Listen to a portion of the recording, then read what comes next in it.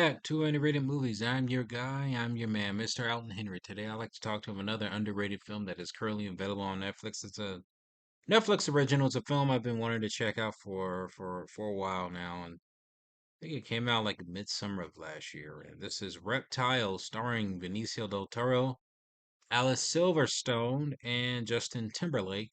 It's a story of a police detective who set to investigate the murder of I think, a home realtor's wife, and it gets a little bit more complicated uh, with when it comes to embezzlement and then money laun. Well, I don't want to say money laundering, but it gets interesting. It gets interesting. It gets interesting. Uh, this is a slow film, but I think it's a film that really I think takes its time and really diving into the detective as aspect of mystery detective dramas. It's a mystery crime thriller, which I don't think we normally get those hardly anymore these days. Yeah, I don't think we really get those. If it's like a mystery film like that, it would somehow dive close into horror for whatever reason. I don't know why. I don't know. But here you have Benicio del Toro's character, who pretty much is I wouldn't say he's a burnt out cop, but he's just your average Joe who wants to try to do the right thing, and his partner up with who is this guy? I've seen this guy before. Uh Anto. Yeah, I don't. I'm not gonna try to pronounce this dude's name,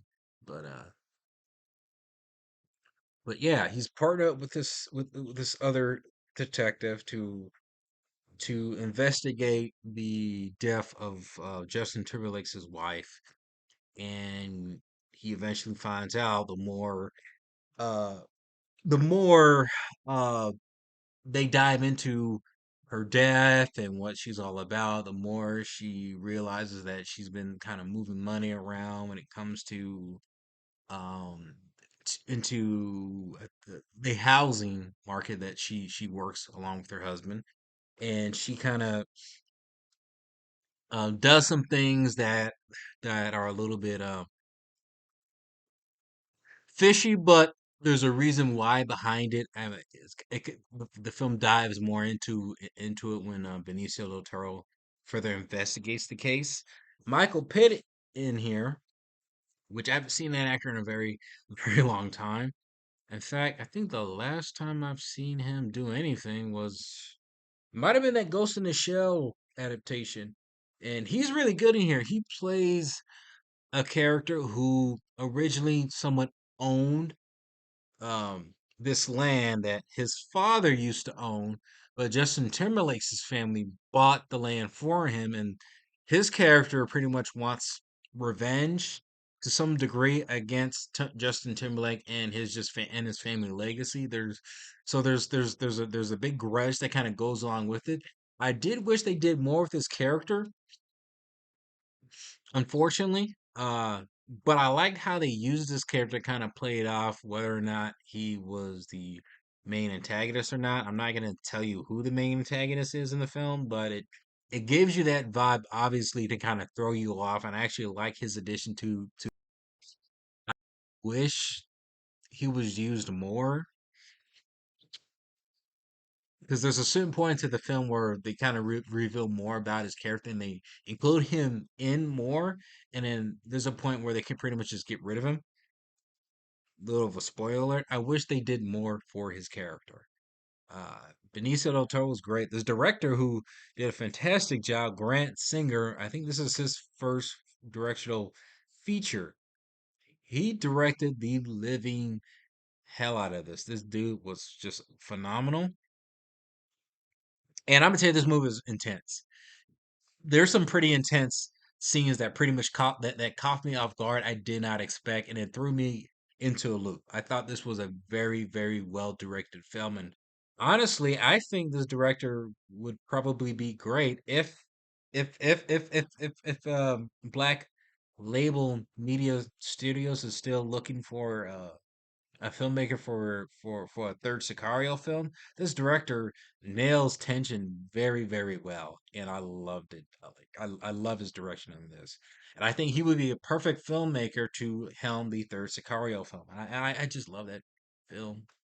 I like the second one. And actually, surprisingly to know that Benicio del Toro also co-wrote this story. Uh, he must have been really passionate about it because I felt like he like the movie was good. Like it's a really good, I think, well thought out story. I do think there are little hiccups here and there within the film. Uh, it does take its time building up to its point, and that's something I think people, if you're not used to slow build films, and I think a lot of people who have a lot of short attention span may not like this movie because it is a slow build. It does take its time to, you know, to unravel the mystery.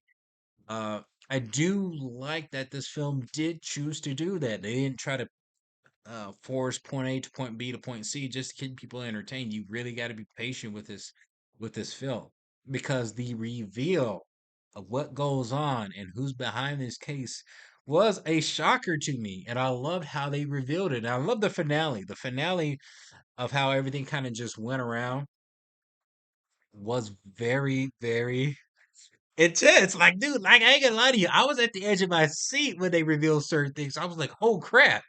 Like it really gets you in it. You just gotta be patient with this film. There was something though, I was kind of, and maybe this is just clues that are hidden within the film that I didn't get all the way. There is a moment into the film that is introduced early on where maybe it's just random, but I don't know what that has to do with the rest of the film. Maybe it has something to do theme related that relates to the film called Reptile. It involves with snakeskin. Uh, the snakeskin gets revealed, but it's I'm kind of I'm at a loss of what it actually signified within the film. I probably need to watch it again, just in case I miss certain plot elements or just certain clues that relates to that meaning of the film. All in all, I think this is a great mystery film. You should check it out. I highly recommend it. Um, yeah, give it a watch if you have Netflix. Reptile, have you seen it? Comment below. Let me know if you have. And let me know